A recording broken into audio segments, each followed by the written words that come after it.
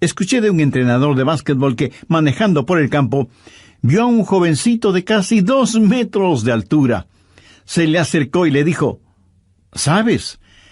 Puedo darte una beca para el colegio. Me gustaría que juegues básquetbol en nuestro equipo». El joven le contestó: «Señor, no tengo ni idea de cómo se juega básquetbol». Y el entrenador le dijo: «Oh, no te preocupes por eso. Nosotros te enseñaremos a jugarlo porque ya tienes la talla física para hacerlo». ¿Sabe? Dios nos puede enseñar a orar si espiritualmente somos altos, es decir, si somos lo que debemos ser, entonces Dios puede enseñarnos su voluntad. Su vida de oración no puede ser más grande que su vida personal. La porción bíblica que estoy compartiendo con usted hoy ha sido un gran desafío para mi vida. De hecho, me ha motivado a examinar mi vida y a arrepentirme de algunas cosas.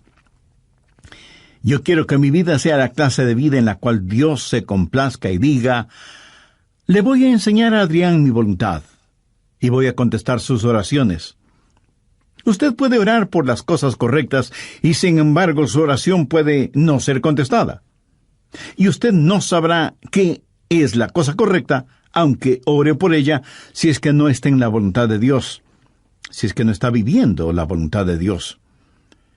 Cuando Israel ganó la batalla en Jericó, muy cerca de Jericó había un pueblito insignificante llamado Ai.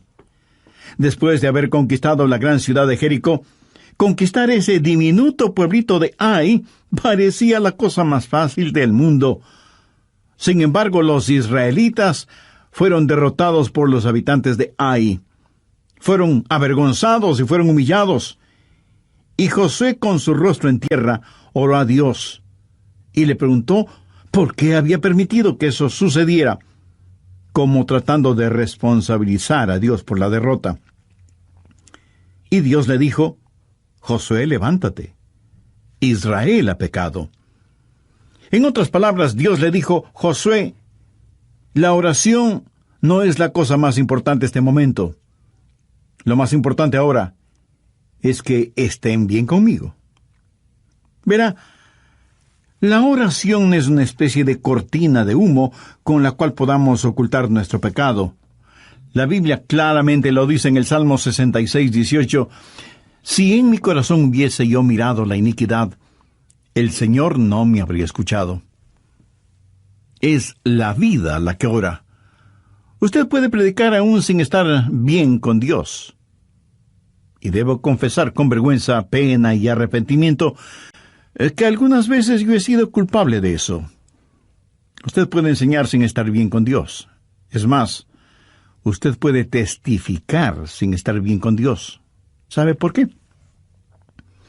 Porque todo esto lo hacemos de persona a persona. Usted no conoce mi corazón. Solo me está escuchando. Y está probablemente diciendo: «Espero que esté en lo correcto, pastor. Creo que usted es un buen hombre». Bueno, yo espero que usted crea que lo soy, porque, dicho sea de paso, creo que lo soy. Usted puede tener un maestro con el don de conocimiento y de expresión, y lo que enseña es bueno. Usted puede testificar, y sin embargo su corazón no estar bien con Dios. Pablo dijo en Filipenses 1:16, «Los unos anuncian a Cristo por contención, pensando añadir aflicción a mis prisiones». Y en el verso 18 hace una profunda declaración. ¿Qué pues? Que no obstante, de todas maneras, o por pretexto o por verdad, Cristo es anunciado. Y en esto me gozo, y me gozaré aún. Usted podría cantar, enseñar, testificar y aún predicar sin estar bien con Dios. No digo que debería hacerlo, sino que podría hacerlo.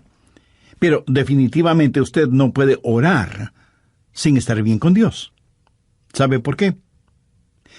Porque las otras cosas son de persona a persona y nosotros nos podemos engañar mutuamente. Pero la oración es del hombre a Dios, y usted no puede engañar a Dios. Y francamente, esa es la razón por la que muchos no oran. No pueden engañar a Dios. Así que seguimos haciendo todas estas otras cosas, pero cuando se trata de la oración, no queremos orar porque sentimos que Dios nos conoce y nosotros, en verdad, no queremos mirar el rostro de Dios. Cuando usted se desvía espiritualmente, la primera cosa que desaparecerá de su vida será su vida de oración. Cuénteme acerca de su vida de oración y yo le diré qué clase de relación tiene con Dios. Cuando usted apostata, lo primero que dejará no será necesariamente el ganar almas, o el enseñar, o el predicar, o el cantar, o su trabajo en la iglesia, o ser miembro de algún comité, o ser anciano o diácono de su iglesia. No. Lo primero que desaparecerá de su vida será la oración. Porque su vida de oración tiene que estar bien antes de que pueda orar. Nuestra naturaleza carnal no quiere orar. Y hablo de una vida de oración, no el balbucear unas cuantas palabras religiosas. La clase de vida de oración que usted viva será la mejor evidencia de cuán espiritual es. Y lo que es usted en privado delante de Dios, eso es lo que es. Y la razón por la que muchos no oramos es porque no somos demasiado. Y como la oración es una doble avenida, Dios y el hombre y Dios, usted no puede falsificar esta relación por mucho tiempo.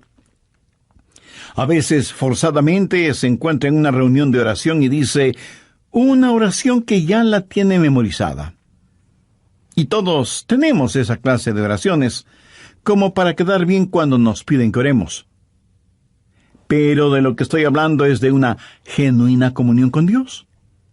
La parte más importante de su vida de oración es la condición de su corazón. Anote al margen Santiago 5:16. La oración eficaz del justo puede mucho. Y el Salmo 66:18. Si en mi corazón hubiese yo mirado a la iniquidad, el Señor no me habría escuchado. Busque la primera epístola de Juan, capítulo 3, verso 22. Y cualquier cosa que pidiésemos, la recibiremos de Él, porque guardamos sus mandamientos y hacemos las cosas que son agradables delante de Él.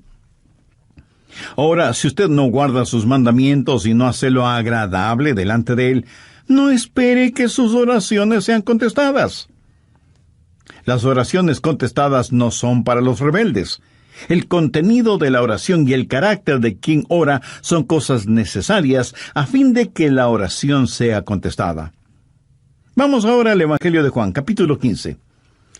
Quiero compartir con usted 3 principios para tener una vida correcta para poder orar. Juan 15, desde el verso 1. Yo soy la vid verdadera, y mi Padre es el labrador. Todo pámpano que en mí no lleva fruto lo quitaré, y todo aquel que lleva fruto lo limpiará, para que lleve más fruto. Ya vosotros estáis limpios por la palabra que os he hablado. Permaneced en mí y yo en vosotros. Como el pámpano no puede llevar fruto por sí mismo si no permanece en la vid, así tampoco vosotros si no permanecéis en mí.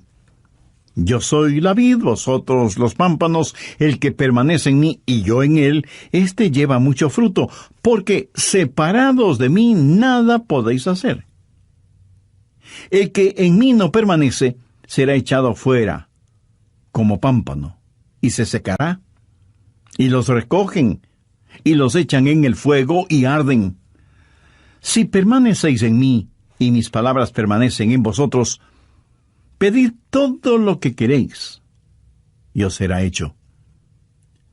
Primero, no voy a tratar de pasar de listo, y le voy a decir las cosas tal como son. Usted tiene que permanecer en Cristo si quiere que sus oraciones sean contestadas. Note lo que dice el verso 7. Si permanecéis en mí y mis palabras permanecen en vosotros, pedid todo lo que queréis y os será hecho. Nosotros debemos ser a Jesucristo lo que el pámpano es a la vid. Así de simple. El pámpano tiene que aceptar el propósito de la vid para su vida y su existencia. Miremos nuevamente lo que dice el verso 4. Permaneced en mí y yo en vosotros. Como el pámpano no puede llevar fruto por sí mismo, si no permanece en la vid, así tampoco vosotros si no permanecéis en mí. Así que, ¿cuál es el propósito del pámpano? Llevar fruto. Ese es el propósito de un pámpano en la vid, llevar fruto. Ahora, si usted no lleva fruto, es un pámpano inservible.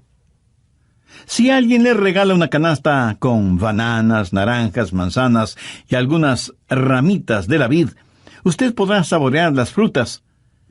¿Pero qué va a hacer con las ramas de la vid? ¿Masticarlas? ¿Chuparlas? No lo creo. Los pámpanos de la vid deben llevar fruto. Juan 15:16. No me elegisteis vosotros a mí, sino que yo os elegí a vosotros. Yo os he puesto para que vayáis y llevéis fruto. Si usted quiere que sus oraciones sean contestadas, tiene que permanecer en Cristo para que Él pueda utilizar su vida como pámpano que lleva su fruto.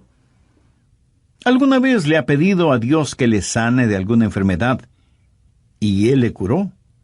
Gracias a Dios por eso. Pero suponga que usted le oró a Dios para que le sane y Él no lo hizo.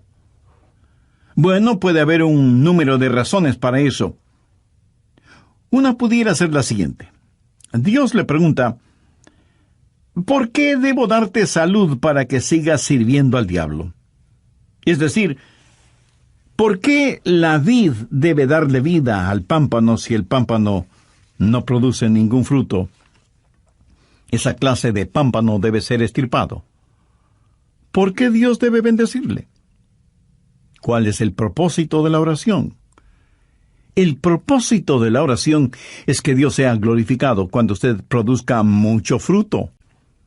Juan 15:8 dice, en esto es glorificado mi Padre, en que llevéis mucho fruto y seáis así mis discípulos.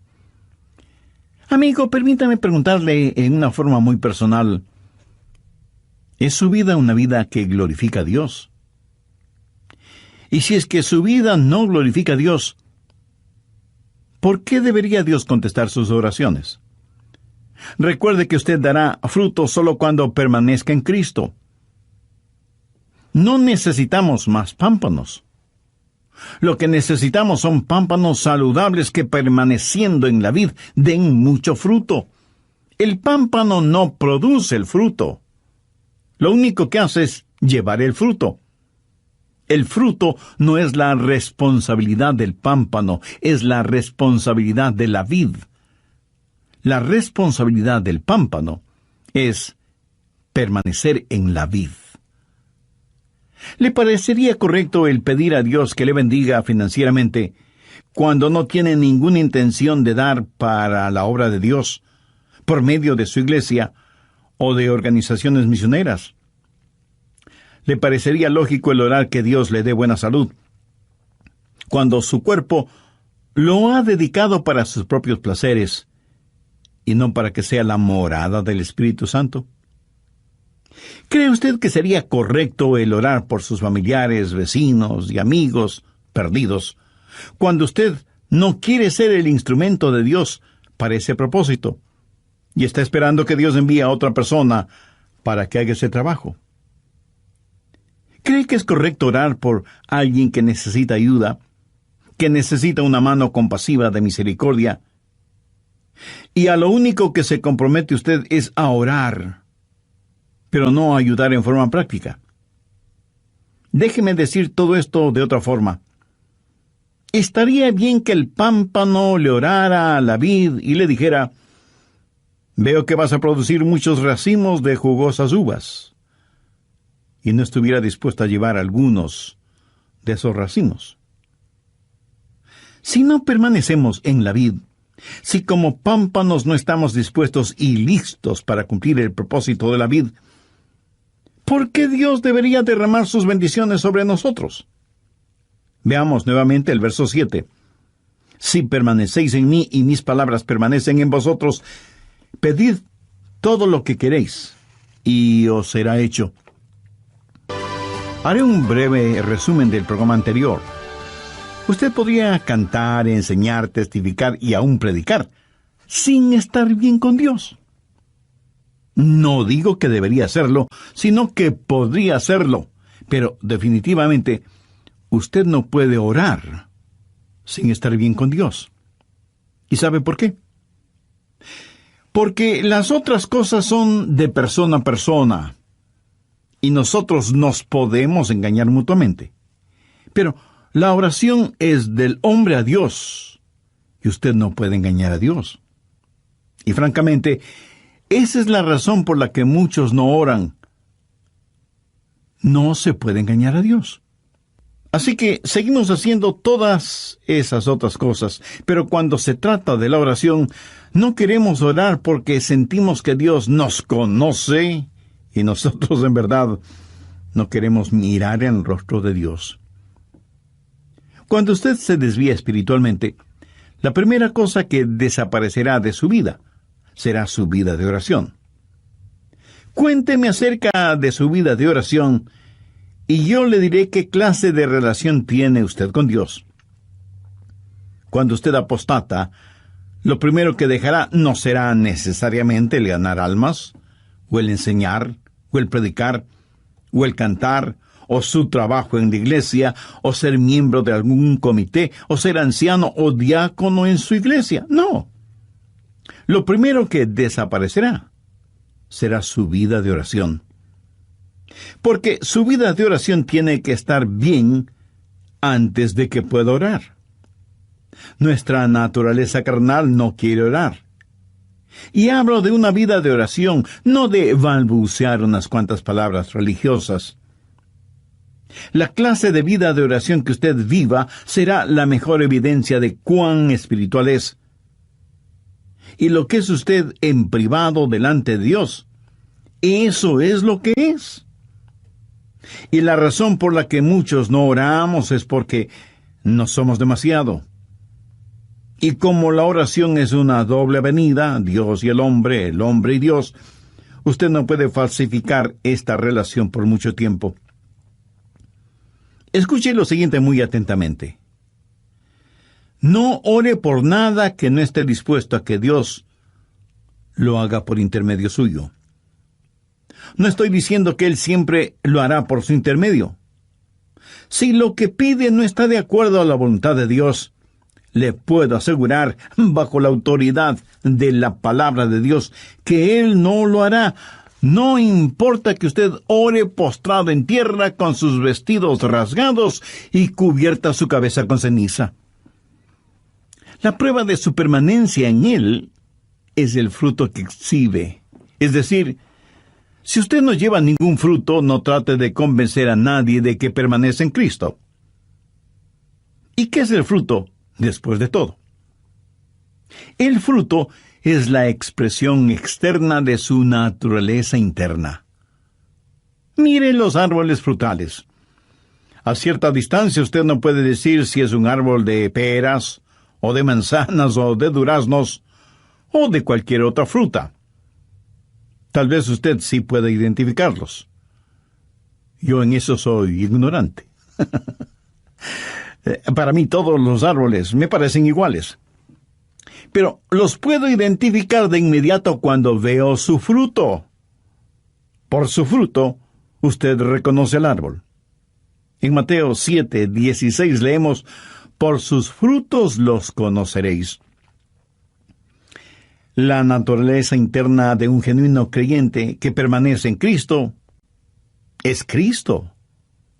Cuando usted permanece en Cristo, la naturaleza de Jesús va a estar en usted, así como cuando un pámpano permanece en la vid, la misma naturaleza de la vid va a estar en ese pámpano. O sea, la misma vida de Jesús estará en usted, si usted permanece en Cristo. El fruto del que está hablando aquí no es el construir iglesias grandes o pequeñas, ni el ganar tantas personas para Cristo. El fruto del que está hablando aquí lo encontramos descrito en Gálatas 5, los versos 22 y 23. Mas el fruto del Espíritu es amor, gozo, paz, paciencia, benignidad, bondad, fe, mansedumbre, templanza. Contra tales cosas no hay ley. Alguien ha comentado muy sabiamente, por cierto, que estos versículos son la biografía de Jesús. La vida de Jesucristo va a ser reproducida en mí.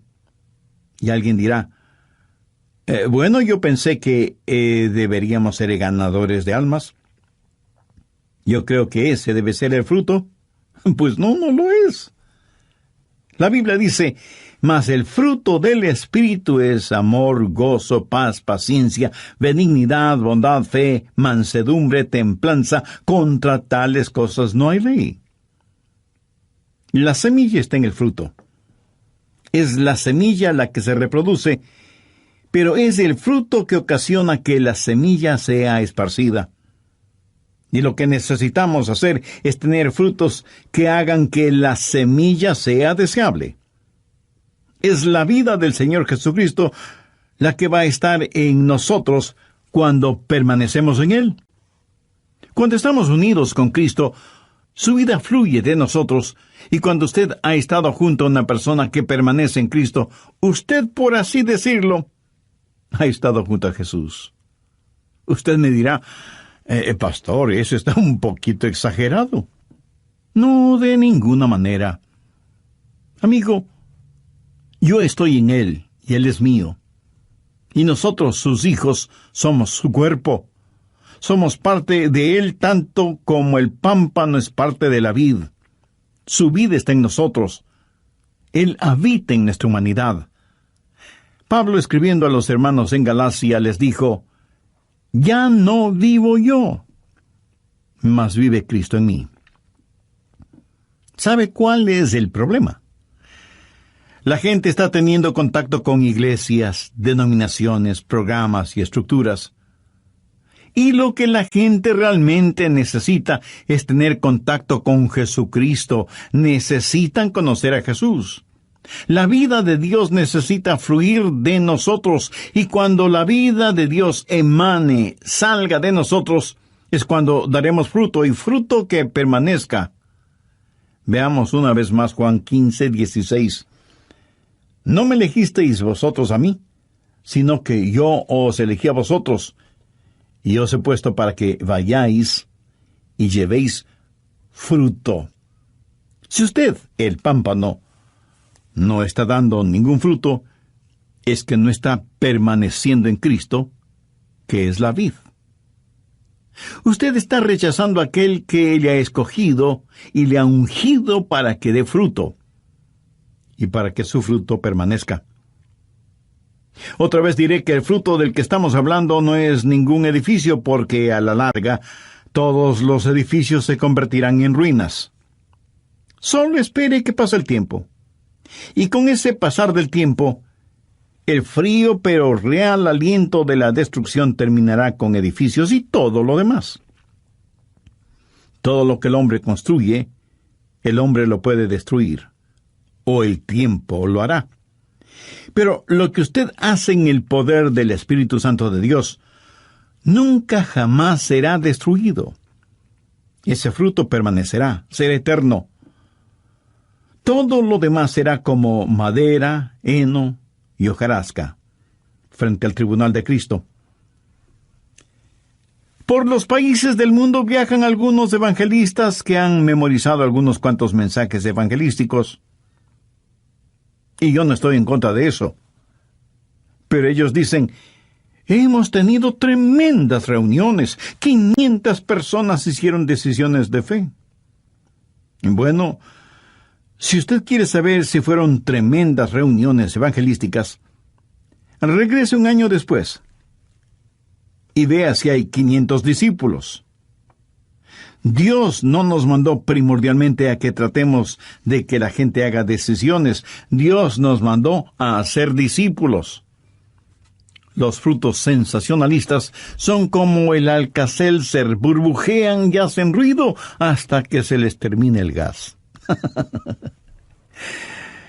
Cualquier cosa que Jesús hace permanece para siempre. El pámpano no produce el fruto. La vid produce el fruto. El pámpano lleva el fruto. Si usted quiere que sus oraciones sean contestadas, tiene que permanecer. Si permanecéis en mí, y mis palabras permanecen en vosotros, pedid todo lo que queréis, y os será hecho. Cuando usted comienza a dejar que la vida de Jesucristo fluya a través suyo, cuando está disponible para los propósitos de Cristo, cuando se rinda por completo a Jesús como el pámpano a la vid, entonces, mi querido amigo, tendrá la clase de vida que necesita para orar y que sus oraciones sean contestadas. Pero note que él da otra calificación en el verso 7 y también tiene que ver con el carácter de la persona que está orando. Si permanecéis en mí y mis palabras permanecen en vosotros, pedid todo lo que queréis y os será hecho. Hay una vida en comunión con el Señor, y eso es permanecer en Él. Y hay una vida controlada por el Señor, y esa es su palabra que permanece en nosotros. Y estas dos cosas construyen un carácter, y ese carácter será evidente en la vida de quien ora. ¿Qué significa que su palabra permanezca en nosotros? La palabra permanecer quiere decir vivir con, estar permanentemente en el hogar. Cuando la palabra de Dios llega, no lo hace como huésped por una noche, sino que viene a tomar residencia en nosotros, y ese momento comienza a habitar en nosotros. Cuando eso pasa, sucederán tres cosas. Primero, la palabra de Dios le controlará. Es decir, la palabra de Dios, por medio de sus mandamientos, le dirá lo que debe o no debe hacer. Y los mandamientos de Dios son eso. Mandamientos, no sugerencias. ¿Hay alguna cosa que Dios le ha dicho que haga y que usted no la está haciendo? Bueno, entonces, ¿cómo espera que Dios conteste sus oraciones? Si permanecéis en mí y mis palabras permanecen en vosotros, pedid todo lo que queréis, y os será hecho. Ahora, usted tiene que aceptar que Dios le va a controlar, que usted va a ser controlado por la palabra de Dios. Segundo, la palabra de Dios le limpiará. Juan 15:2. Todo pámpano que en mí no lleva fruto lo quitará, y todo aquel que lleva fruto lo limpiará, para que lleve más fruto. O sea que hay un proceso de poda. ¿Cómo Dios hace eso? ¿Qué herramienta usa? Bueno, leamos el verso 3. Y a vosotros estáis limpios por la palabra que os he hablado. ¿Notó eso? La palabra de Dios es la podadora. La palabra de Dios es la que le controla. La palabra de Dios es la que le limpia. ¿Alguna vez usted ha sido recortado o podado? Si no lo ha sido, eso quiere decir que no pasa mucho tiempo en la palabra de Dios. ¿Sabe lo que Dios poda en nosotros? Y usted me dirá, el pecado. Sí, es cierto, pero eso no es todo. Él poda de nosotros las ramas secas, las no productivas, las ramas que succionan la savia de la vida, o sea, demasiadas diversiones, televisión, pasatiempos, gastos innecesarios en lujos y vanidades. Y usted me preguntará, pastor, ¿qué hay de malo en eso? Escúcheme. Si esas cosas no dan el fruto que Dios espera, ¿de qué sirven? Quiero decir, no es que produzcan fruto venenoso, sino que simplemente nos absorben la vida, succionan nuestra vitalidad espiritual. Y uno de estos días vamos a estar frente al tribunal de Cristo y entonces diremos, ¿por qué no dejé que mi vida sirviera más para Cristo? ¿Por qué gasté tanto tiempo en cosas que no fueron importantes? Si usted hubiera permanecido en la palabra de Dios, y la palabra de Dios hubiera permanecido en usted, la podadora de Dios hubiera hecho lo que debía hacer en usted. ¿Sabe? Usted no tiene que podarse a usted mismo, porque francamente usted no sabe cuáles son las ramitas o las hojas secas que debe recortar. Y porque además recortar donde no debe y recortar donde sí debe hacerlo, pues se volverá un fanático.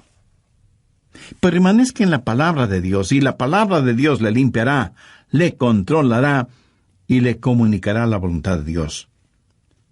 Cuando usted permanece en el Señor Jesucristo y la vida de la vid comienza a fluir en usted y permanece en la palabra de Dios, y esa palabra de Dios comienza a controlarle y a limpiarle, esa palabra de Dios se comunicará con usted. Y lo que es su voluntad y lo que es la voluntad de Dios será la misma cosa. Y entonces el contenido de su oración será el correcto. Pero recuerde, es el carácter que le ayuda a tener el contenido. ¿Sabe cuál es el mayor obstáculo para su vida de oración? Usted. Yo quiero que la gente sea bendecida con el fruto de mi vida. Y yo creo que usted desea lo mismo. Yo quiero que mis hermanos en la fe, mis hijos, mis nietos, mis amigos puedan saborear el fruto de una vida que permanece en Cristo. Y permítame decirle algo personal. He sido desafiado por la palabra de Dios ahora mismo. No estoy aquí como el paradigma de alguien que ya lo ha solucionado todo.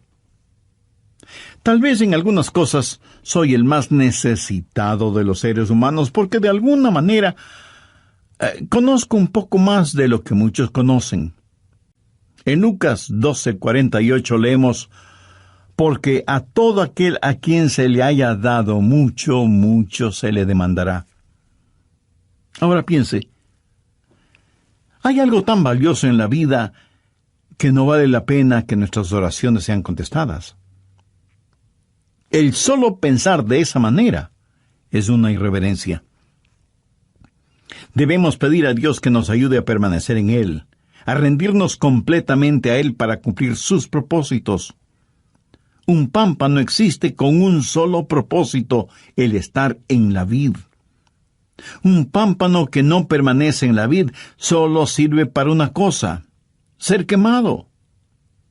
Porque su madera ni siquiera sirve para hacer muebles o para leña, porque aunque se prende, no se mantiene encendida.